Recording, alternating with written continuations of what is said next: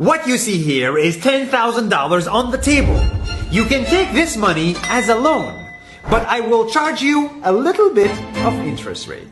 Like most people, you take the money and you go buy a nice car. But in 10 years, it's time to pay me back. And because of interest rates, now you owe me $20,000 and not 10. You will say, I don't have money to give you. And if you don't, I take your car and a piece of your house.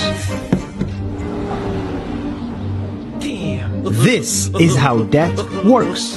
And after 3 years of traveling the world, I noticed that this is exactly what China is doing. For example, take the small island nation of Sri Lanka. This developing country needs money and China has a lot of it. So Sri Lanka took billions of dollars in Chinese loans. It was easy money just there to be taken. And with that, they built skyscrapers, highways, airports, and shipping ports. The country grew and prospered. But few years later, this easy money came with interest rates, and Sri Lanka was so much in debt that it couldn't pay back China its money. And the only way out was to give China control of what they had built. In other words, Sri Lanka lost a piece of its home to China because of debt. This is the Chinese money trap. And it's a real thing I saw all over the world. In Papua New Guinea, I saw $2 billion in loans given by the Chinese to build skyscrapers, infrastructures, and ports. But there is no way this remote developing country can pay it back or its interest rate. And the only way out is to give China control of the country. In the Maldives, Pakistan, Malaysia, Laos, Kazakhstan, Mongolia, Egypt, Kenya, and South Africa,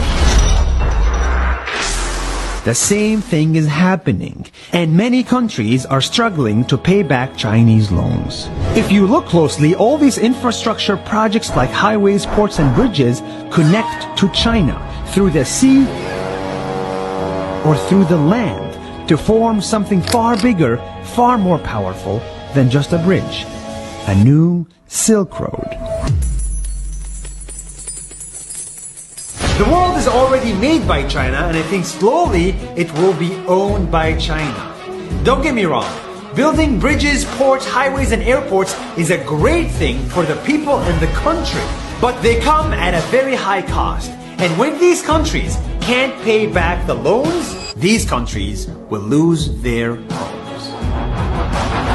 One thing my parents had taught me is that there's no such thing as a free lunch or a free ride.